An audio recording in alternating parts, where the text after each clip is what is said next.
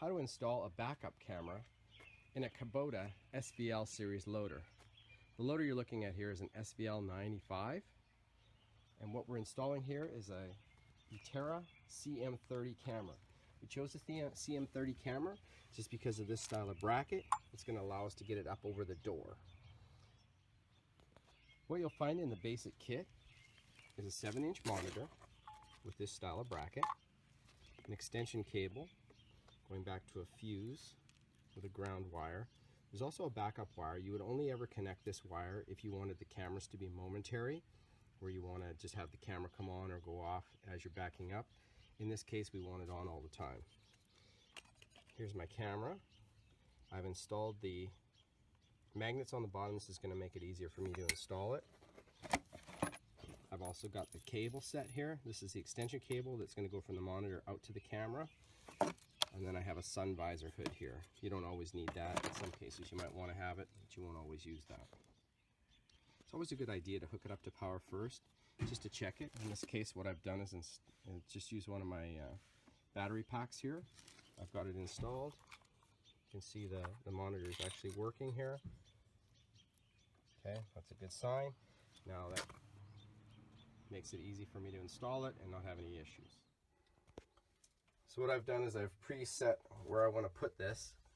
I just look up just above there's a rail just above the door, and I'm just going to put the camera in like this. I'm going to use the tech screws to hold it in place, and then I'll set up the angle that I want it at. So now I've placed my monitor here. Now what I'm going to do is later on I will come back with a rat tail file, and I'm going to open up this slot a little bit more so I can get the monitor up as high as possible up against the frame here, so that this frame doesn't come by and touch it when it's up. Now what I'm going to do is over here on the side there is a black wire and a green wire. The black is ground and the green wire is switched power. So I'm going to take that, and that's what I'm going to use to actually run my monitor and my camera system, and then I'll just... So I've just installed my power and my ground here, just using a couple of wire splices right on this main harness. Now I'm just going to take back the green wire because I'm not going to use it, and I'm going to tie wrap up all the excess cord here, and then run my main cable back to my monitor, or back to my camera. I've tucked my wires all neat and tidy up inside here. There's actually a track that runs along here for wiring. So I took all the excess wire and put it up inside here and slipped a couple of tie wraps through just to hold it up in place. What I want to do is protect all my wiring from this door, because the door is going to be going up and down. You never want to have one of the wires slip down and get in the way.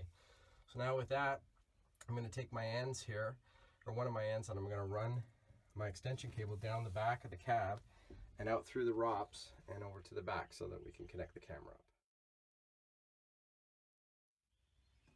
We're going to have to flip the cab up out of the way. So we have to undo this bolt here and this bolt here. I've already removed them, and that way we can flip the cab up and get access to the underside so that we can run the cabling.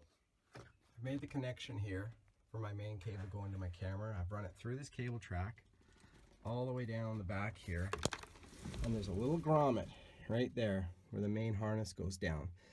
I just used a screwdriver and I just pried that open a little bit, and I pushed my cable down through there, or my cable end. Now what I'm going to do is I'm going to lift the ROPS up, I'll feed it through and finish it off, and I can actually use this position here to store my excess cable. When it's all done, I can pull it up inside here, wrap it all up, and just put it down in this hole.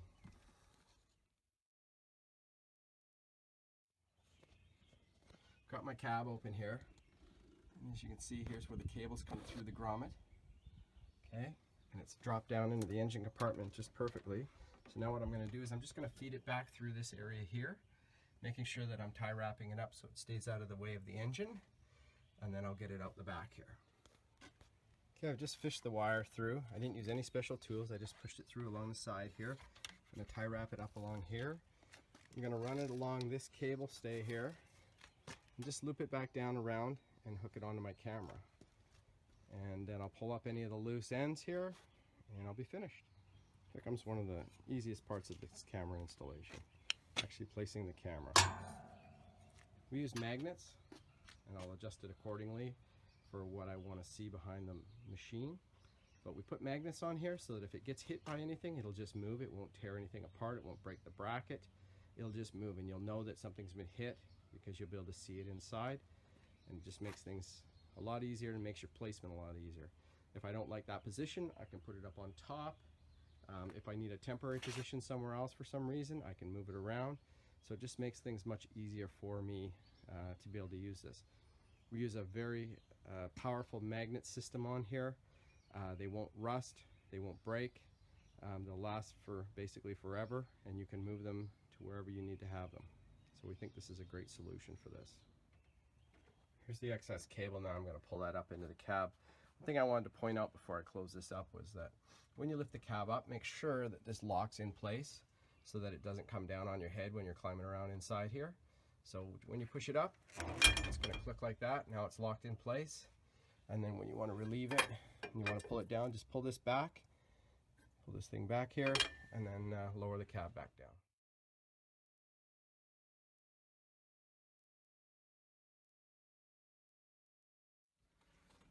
With the monitor installed, what I've done here now is I've loosened it back off again and slid everything down. That way I can get the monitor as close to the edge of the door frame as possible. Then I used a rat tail file in here, filed it out a little bit so I could get a little bit more height out of this part of the bracket. This is all adjustment stuff that you have to do just simply because this is such a tight installation. And I want to get the angle as steep as I possibly can here so that I can see it without having to bar in too much of my visibility. And also have it so that when I flip the door up, the door doesn't hit it.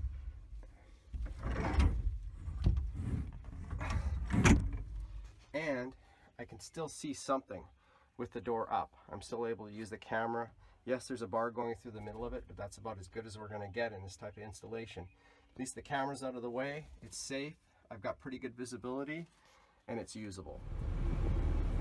Well, let's have a look at what it's like to look through this camera.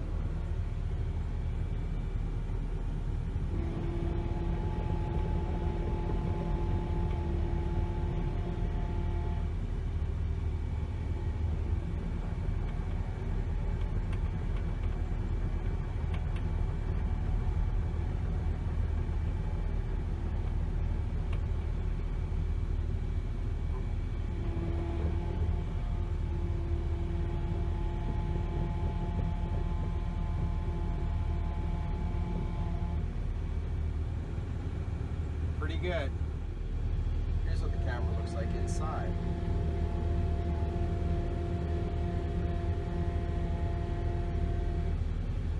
It's actually supplying its own infrared light.